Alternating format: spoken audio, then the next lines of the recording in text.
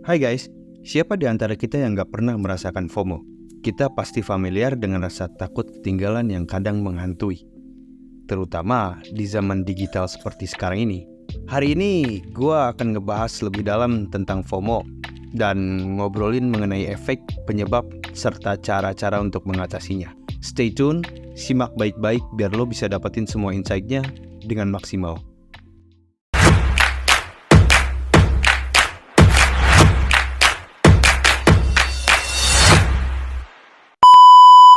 Balik lagi bareng gua. Kali ini di segmen Optip, obrolan sebelum tidur ini, gua akan ngebahas bahan diskusi kita, yaitu tentang FOMO, atau disebut juga dengan Fear of Missing Out. Oke, kita masuk ke pembahasannya dan check it out. FOMO atau Fear of Missing Out bukan lagi sekedar istilah asing.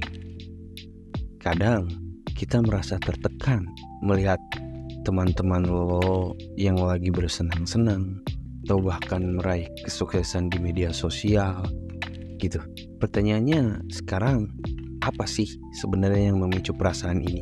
Dan lebih penting lagi, apa yang bisa lo, gua, kita lakukan untuk nggak terlalu terjebak di dalamnya? Sebenarnya ada beberapa faktor yang dapat menyebabkan FOMO, antara lain perbandingan sosial, keinginan untuk selalu terhubung, keinginan untuk selalu up to date, ya, dan masih banyak lagi sebenarnya.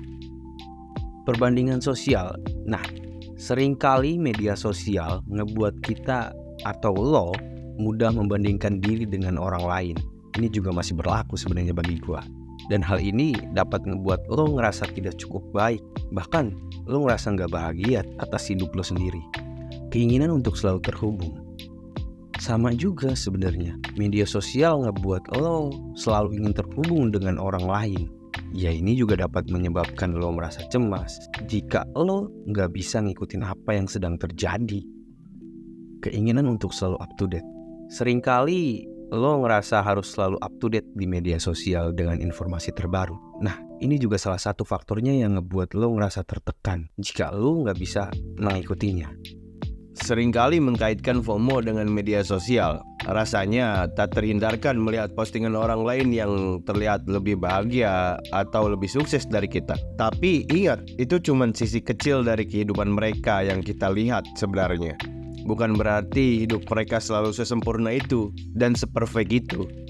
Mungkin dari sisi kecil kehidupan mereka yang diperlihatkan, mereka menyembunyikan FOMO tersebut atau ketakutan tersebut. Nah, dan FOMO ini sebenarnya dapat menimbulkan berbagai dampak negatif juga. Salah satunya, FOMO dapat menyebabkan stres, kecemasan, depresi, kita tidak merasa puas, ketidakproduktifan. Ini dapat membuat salah satu kita tidak produktif dan sulit fokus pada hal-hal yang penting. Nah, lo juga sebenarnya harus menggarisbawahi satu lagi, keterkaitan dampak FOMO pada hal lain. Di antaranya dampak FOMO pada hubungan, dampak FOMO pada kesehatan mental, dampak FOMO pada keputusan yang lo buat. Itu juga mempengaruhi. Salah satunya dampak FOMO pada hubungan, yaitu ngebuat lo ngerasa cemas atau khawatir jika lo tidak bisa ngikutin apa yang sedang terjadi di kehidupan orang-orang terdekat kita.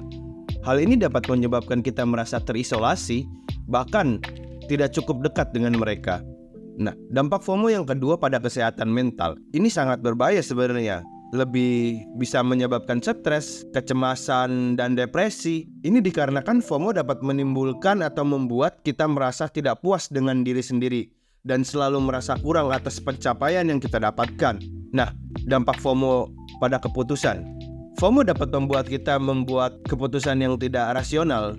Jadi, FOMO ini bisa ngebuat kita buru-buru terhadap mengambil keputusan yang tidak rasional. Dikarenakan FOMO dapat membuat kita terburu-buru tadi. Jadi untuk mengikuti tren atau melakukan sesuatu yang sedang populer, itu ngebuat kita terburu-buru untuk mengambil keputusan yang lebih tepat. Namun sebenarnya FOMO juga bukan hanya berasal dari dunia digital saja. Dalam kehidupan nyata terkadang kita juga merasa tertekan untuk mengejar apa yang dianggap penting oleh orang lain. Entah itu tren, kesuksesan, atau kebahagiaan yang didefinisikan oleh standar luar. Data dari riset menunjukkan bahwa FOMO bisa memicu stres dan bahkan gangguan mental yang berlebihan pada beberapa orang. Namun, ada juga sisi positifnya, di mana FOMO bisa jadi pendorong untuk meraih tujuan atau memperluas pengalaman. Nah, bagaimana kita bisa menyeimbangkan antara manfaat FOMO sebagai motivasi tanpa terlalu larut di dalamnya? Namun, sebenarnya FOMO juga bukan hanya berasal dari dunia digital saja. Dalam kehidupan nyata, terkadang kita juga merasa tertekan untuk mengejar apa yang dianggap penting oleh orang lain. Entah itu tren, kesuksesan, atau kebahagiaan yang didefinisikan oleh standar luar. Data dari riset yang menunjukkan bahwa FOMO bisa memicu stres dan bahkan gangguan mental pada beberapa orang. Namun, ada juga sisi positifnya, di mana FOMO bisa jadi pendorong untuk meraih tujuan atau memperluas pengalaman kita pribadi. Nah, bagaimana kita bisa menyeimbangkan antara manfaat FOMO sebagai motivasi tanpa terlalu larut di dalamnya? Di sini gue bakal ngasih tahu ke lo semua salah satu fenomena yang kompleks dan tidak mudah untuk diatasi. Namun, ada beberapa hal yang bisa kita lakukan untuk mengurangi FOMO. Di antara lain, batasi pengguna media sosial, fokus pada diri sendiri, bersikap realistis. Nah, itu batasi penggunaan media sosial di sini yang gue maksud, lo ngeluangin waktu untuk beristirahat dari media sosial dan fokus pada hal yang lebih penting. Mungkin bisa lebih dikenal dengan detox media sosial atau puasa media sosial lah ya. Nah, fokus pada diri sendiri. Jangan terlalu membandingkan diri lo dengan orang lain yang ngebuat lo down atau yang bikin lo ngerasa tertekan.